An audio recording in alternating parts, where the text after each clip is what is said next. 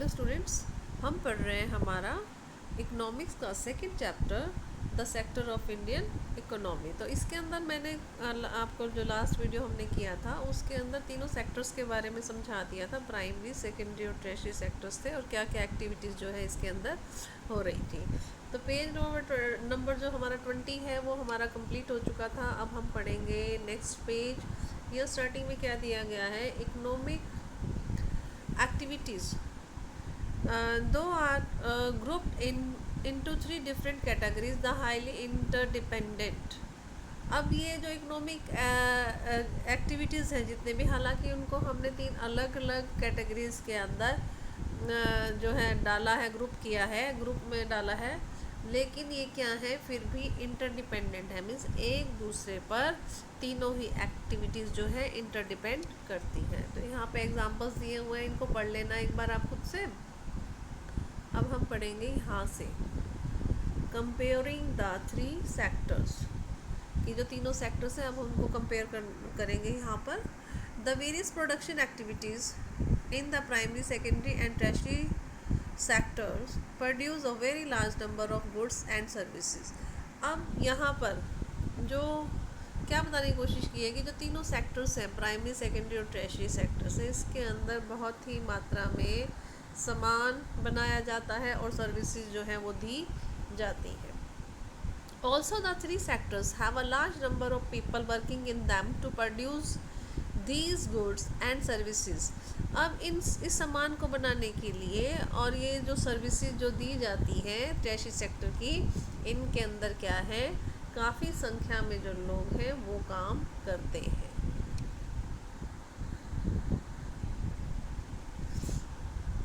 The next step, अब जो अगला स्टेप है, therefore is to see how much goods and services are produced। कितना तो सामान बना है और कितनी जो सर्विसेज हैं वो प्रोवाइड करवाई गई हैं। And how many people work in each sector, और कितने जो लोग हैं वो ईच सेक्टर के अंदर काम करते हैं। In an economy there could be one or more sectors. किसी भी इकोनॉमी के अंदर एक सेक्टर या फिर इससे ज़्यादा सेक्टर होते हैं, which are dominant in term of total production and employment while other sectors are relatively small in size। अब जहाँ पर क्या होता है, टोटल प्रोडक्शन और जो एम्प्लॉयमेंट है वो बहुत ही जो है, उसके अंदर क्या होता है कि जो प्रोडक्शन है वो भी काफ़ी मात्रा में किया जाता है और जो एम्प्लॉयमेंट है वो भी बहुत ही ज़्यादा लोग उससे जुड़े हुए होते हैं, मतलब बहुत ज़्यादा मात्रा में होता है। और जबकि कुछ सेक्टर ऐसे होते हैं जो कि स्मॉल हैं, छोटे हैं जो। अब नेक्स्ट है आपका, how do we count the various goods and services. जो अलग अलग जो सामान है काफ़ी मात्रा में और जो सर्विसेज हैं उनको हम किस प्रकार से गिने। And know the total production in the each sector, किस प्रकार से हमें पता चलता है कि किस सेक्टर के अंदर कितना प्रोडक्शन का काम जो है वो हुआ है। अब इसके बारे में अब यहाँ क्या समझाने की कोशिश की गई है आपको, with so many thousands of good and services produced. वे हज़ारों की संख्या में जो है सामान भी बन रहा है और सर्विसेज भी हैं वो दी जा रही हैं। You might think this is an impossible task. अब इनको जैसे अब हम काउंट करने की कोशिश करें तो क्या है, बहुत ही ज़्यादा मुश्किल हो जाता है। ठीक है, not only would the task be enormous, जो काम है सिर्फ वही बहुत मात्रा में नहीं है। You might also wonder how we can add up car and computer and nails and furniture. भाई किस प्रकार से कितनी कारें बनी हैं, कितने कंप्यूटर बने हैं, कितने नेल्स और या फर्नीचर्स वगैरह जो है वो बनाए गए हैं, तो किस प्रकार से उसको काउंट करें। तो इन्होंने कहा है इसका एक तरीका है। अब क्या तरीका है, नेक्स्ट पैराग्राफ के अंदर इन्होंने क्या बताया, you are right in thinking so. भाई तुम ये जो सोच रहे हो ठीक बात है। To get around this problem, इस प्रॉब्लम से बाहर आने के लिए जो हमारे इकोनॉमिस्ट हैं उन्होंने क्या सजेस्ट किया है, that the value of the goods and services should be used rather than the adding up the actual numbers. भाई एक्चुअल नंबर में कितना सामान है, भाई 5 बना लिए, 10 बना लिए, 100 बना लिए, 50, 1000, लाख, जितना भी, इनको काउंट करने की बजाय सिर्फ उसकी वैल्यू कितनी है उसका वैल्यूएशन कितना निकल रहा है उसको काउंट किया जाए। ठीक है, तो अब यहाँ पे एग्जांपल इन्होंने देकर समझाया है। क्या एग्जांपल दिया है, जैसे 10,000 kg यहाँ पर गेहूँ है, उसको बेचा है 8 रुपये पर केजी के हिसाब से। ठीक है, तो अब इसकी वैल्यू वीट की कितनी हो जाएगी। ठीक है, अगर आप या मैथ में बहुत अच्छे हो, आपको पता है कि अगर 10,000 kg अगर गेहूँ है और 8 रुपीज़ पर केजी के अकॉर्डिंग अगर उसको सेल किया जाता है तो कितना हो जाएगा ये 10,000 और 8 इज इक्वल टू 80,000। ठीक है, ये वैल्यू आ गई इसकी। तो अभी हमने 10,000 kg हमने ये नहीं देखा कि 10,000 kg जो है हमने वीट को उगाया है, बल्कि उसकी वैल्यू कितनी है 80,000 रुपीज़ है, उसको कैलकुलेट किया जाएगा। द वैल्यू ऑफ 500 कोकोनट और एट ₹10। अब जैसे 5,000 जो कोकोनट्स हैं, अगर उनकी कीमत की हम वैल्यू निकालते हैं, वैल्यूएशन करते हैं कि भाई एक कोकोनट है 10 रुपीज़ का, तो आपको पता है 5,000 कितने के हो जाएंगे। 5,000 में से टोटल है 5,000 और एक है 10 का, तो इज़ इक्वल टू 50,000 हो जाएंगे आपके। ठीक है, तो अब वैल्यू कितनी निकल के आ गई 5,000 कोकोनट्स की 50,000 वैल्यू जो है वो निकल कर यहाँ पर आ जाएगी। और ठीक इसी प्रकार से ये आगे क्या बता रहे हैं, value of goods and services, कि जो भी वैल्यूएशन निकालते हैं चाहे हम गुड्स की या सर्विसेज की, तीनों सेक्टर्स के अंदर निकालते हैं और कैलकुलेट करते हैं और उसके बाद उसको बाद में ऐड कर दिया जाता है। तो मेरे ख्याल से किस प्रकार से वैल्यू निकाली जाती है वो आपको क्लियर हो गया। Remember there is one precaution one has to taken. भाई एक यहाँ पर ध्यान रखने की बात भी है जिसको कि ध्यान रखना बहुत ज़रूरी है। नॉट एवरी गुड, चाहे मतलब कि हर सामान है या हर सर्विस है, दैट इज़ प्रोड्यूस, जिसको कि बनाया जाता है या बेचा जाता है, नीड टू बी काउंटेड। भाई उसको ज़रूरत है काउंट करने की। It make sense only to include the final goods. भाई अब इसमें हम किस चीज़ को जोड़ते हैं, फाइनल गुड्स को जोड़ते हैं कि फाइनल गुड क्या निकल कर आया और जो सर्विस है फाइनली वो क्या दी गई। अब यहाँ पर क्या समझाने की कोशिश की जा रही है, सिंपल सी बात ये समझाने की कोशिश की जा रही है। जैसे देखो कॉटन है, कॉटन का आगे थ्रेड बना लिया, ठीक है, और थ्रेड से क्या बन जाता है, कपड़ा बन जाता है। तो फाइनल प्रोडक्ट जैसे पहले कॉटन बनाया फिर थ्रेड बनाया, फाइनल गुड क्या निकल कर आया, फाइनल प्रोडक्ट या फाइनल गुड निकल के आई हमारा कपड़ा। ठीक है, तो अब इसमें जैसे कॉटन चाहे है हमारी, चलो 10 रुपीज़ की होगी कॉटन, अब उसको मेकिंग प्रोसेस अगर लगाया जाए तो जितना भी है, तो इन सब का जितना भी टोटल है उसकी वैल्यू भी कपड़े में ऐड हो जाएगी। तो ये हमें सपोज ये 10 रुपीज़ की कॉटन है और धागा बनाने में 5 रुपीज़ लगे तो 15 रुपीज़ यहाँ हो गए, और कपड़ा बनाने का प्रोसेस में जो लेबर लगी है, जो भी लगा है, मशीनरी लगी है, तो ये ऐड होके हमें 50 रुपीज़ का जैसे सपोज मिल रहा है।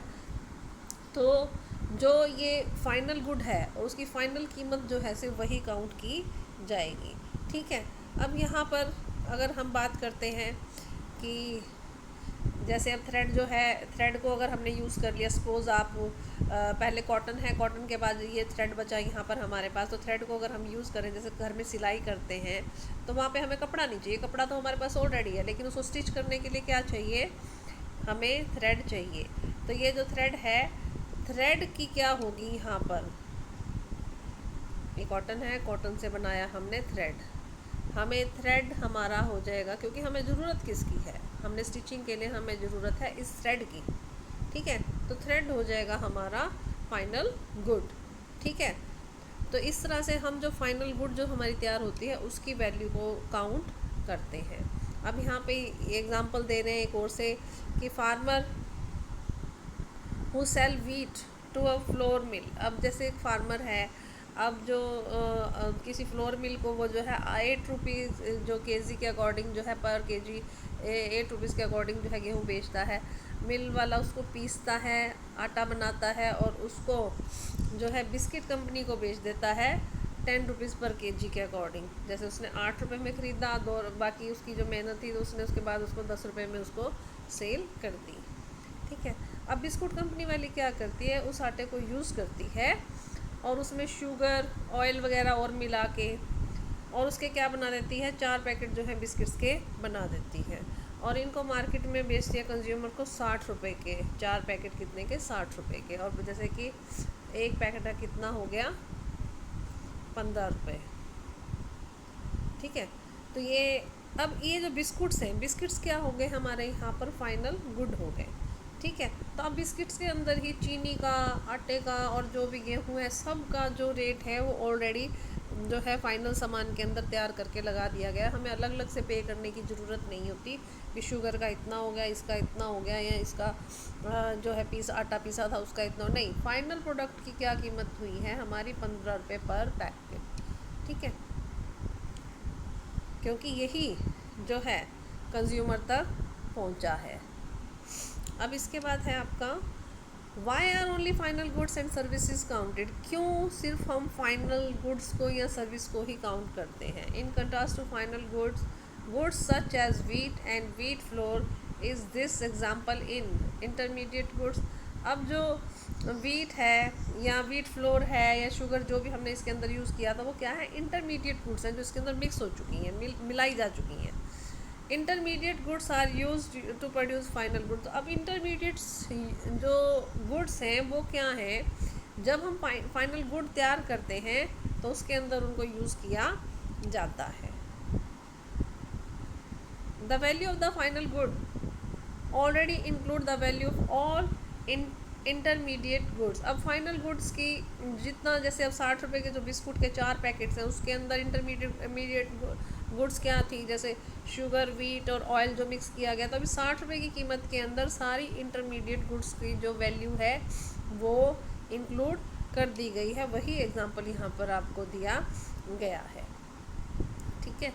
तो अब हम चलेंगे नेक्स्ट पेज पर, अंडरस्टैंडिंग इकोनॉमिक डेवलपमेंट के बारे में। अब हम यहाँ से पढ़ेंगे आपका the value of the final good and the service produced in each sector during the particular year provides the total production of the sector for that year। कि जो वैल्यू है फाइनल गुड की और सर्विसेज की, जिसको कि हर sector के अंदर जो है प्रोड्यूस किया जाता है ड्यूरिंग ए पर्टिकुलर ईयर, एक पर्टिकुलर ईयर के अंदर, पूरे एक साल के अंदर, provide the total production of the sector for that year. उससे क्या होता है कि पूरे मतलब साल में कितनी प्रोडक्शन उस सेक्टर के अंदर हुई है सामान की, वो निकल कर आती है। And the sum of the production in the 3 sector gives what is called the gross domestic product. अब ग्रोस डोमेस्टिक प्रोडक्ट्स क्या है, अब सिंपल सा बात है, यहाँ पे इन्होंने सिंपल सा मैं तुम्हें समझाने की कोशिश करती हूँ। देखो हमारे 3 सेक्टर्स हैं, प्राइमरी, सेकेंडरी और ट्रेशरी। 3 सेक्टर्स हैं। इसने भी प्रोड्यूस किया सामान, टोटल कर लिया, इसने भी प्रोड्यूस किया और इसने भी, इन तीनों ने मिलके जो ये सामान यहाँ पर प्रोड्यूस किया, जितना भी किया है XYZ, जितनी भी मात्रा में यहाँ पर जो भी प्रोडक्शन किया है एक साल के अंदर, वो क्या कहलाती है, उससे हम अपना जो है किसी भी देश की इकोनॉमी में कितना, मतलब GDP, से GDP कहा जाएगा। ठीक है। ग्रॉस डोमेस्टिक प्रोडक्शन, तीनों सेक्टर से जितना भी प्रोडक्शन हुई है, टोटल प्रोडक्शन एक साल के अंदर, उसे क्या कहा जाता है, GDP कहा जाता है। It is the value of all final goods and service produce in the country during particular year. ठीक है। शोज हाउ द बिग, इससे हमें पता चलता है GDP से कि कितनी बड़ी जो है हम किसी भी देश की इकोनॉमी है, मतलब कितनी प्रोडक्शन हुई है, उससे हमें GDP का पता चलता है और इसी से इकोनॉमी के बारे में भी पता चलता है। इन इंडिया द माम तो task of the measuring GDP is undertaken by a central government minister. अब ये जो बहुत ही मतलब कठिन काम है GDP को नापने का, वो कौन करता है इंडिया के अंदर, आपसे अगर ये क्वेश्चन पूछ लिया जाए तो सेंट्रल गवर्नमेंट मिनिस्ट्री जो है वो GDP को मेज़र करती है। This ministry with the help of various government departments of all the Indian states and union territories collects information relating to total volume of goods and services and their price and then estimate the GDP. अब ये जो ministry है central government ministry जो है ये क्या करती है, इसके अलग अलग गवर्नमेंट के डिपार्टमेंट्स हैं इंडियन पूरी इंडियन स्टेट के अंदर, यूनियन टेरिटरीज के अंदर, ये सारी की सारी इंफॉर्मेशन को इकट्ठा करती है कि कितनी मात्रा में जो गुड्स हैं और सर्विसेज हैं और वो बनाई गई है और उनकी प्राइस क्या है। उसके बाद ये एस्टिमेट करके क्या निकालती है, जीडीपी निकालती है। इसको इम्पॉर्टेंट है कर लेना बहुत अच्छे से। अब जो हमारा नेक्स्ट टॉपिक है ये है हिस्टोरिकल चेंजेस इन सेक्टर्स। अब हिस्टोरिकल चेंजेस इन सेक्टर्स के अंदर क्या बताया है, मतलब कि क्या क्या चेंजेस आए हैं इतिहास के अकॉर्डिंग, पहले क्या होता था और अब क्या होता है, तो चेंजेस के बारे में हम बात करेंगे। Generally it has been noted from the histories of many. कई जो बार हमने क्या देखा है इतिहास में, कई बार हमें क्या देखने को मिलता है, कई बार बहुत सारी बातें जो हम नोट करते हैं। नाउ डेवलप, भाई अब उसके मुकाबले क्या हो चुका है, आज के दिन में बहुत ज़्यादा डेवलप हो चुका है। Countries that at initial stage of the development primary sector was the most important sector of economic activities. जब शुरुआत में डेवलपमेंट जब शुरू हुआ था, भाई अब तो डेवलप्ड हो चुके, काफ़ी बहुत ज़्यादा डेवलपमेंट हुआ है पहले के अकॉर्डिंग। तो अब 50 साल पहले देखो तो क्या था, कुछ भी नहीं था, और 50 साल के बाद अगर अब की कंडीशन हम देखते हैं तो बहुत ज़्यादा डेवलपमेंट हुआ मिलता है। तो अब यहाँ पर जब ये डेवलपमेंट जब शुरू हो रहा था उस समय क्या था कि ये जो प्राइमरी सेक्टर है ये बहुत ही इम्पॉर्टेंट सेक्टर था इकोनॉमिक एक्टिविटी के अंदर, ठीक है।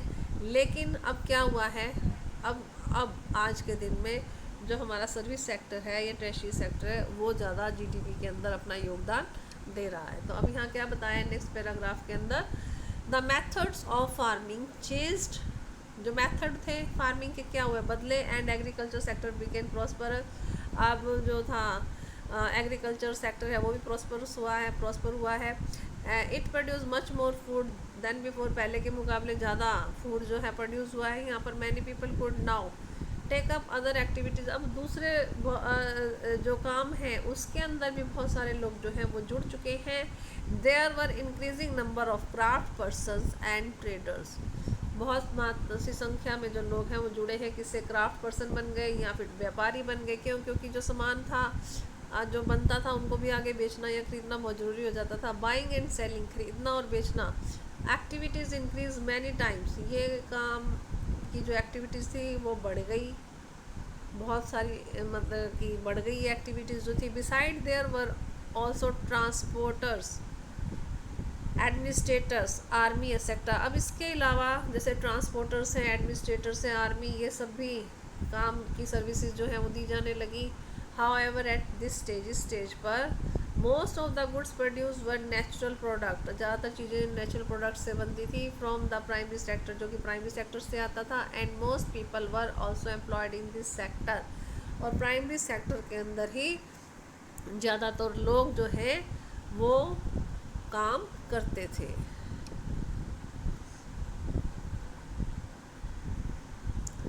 Over a long time, more than 100 years, लंबे समय से लगभग 100 साल का समय अगर इसके अंदर काउंट करते हैं, the specially because new methods of the manufacturing was introduce, नए नए जो मेथड्स हैं मैन्युफैक्चरिंग के अंदर उनको इंट्रोड्यूस किया गया है। Factories came up and started expanding, अब जो फैक्ट्रीज थी वो बननी शुरू हो गई और बहुत ज़्यादा फैलनी शुरू हो गई।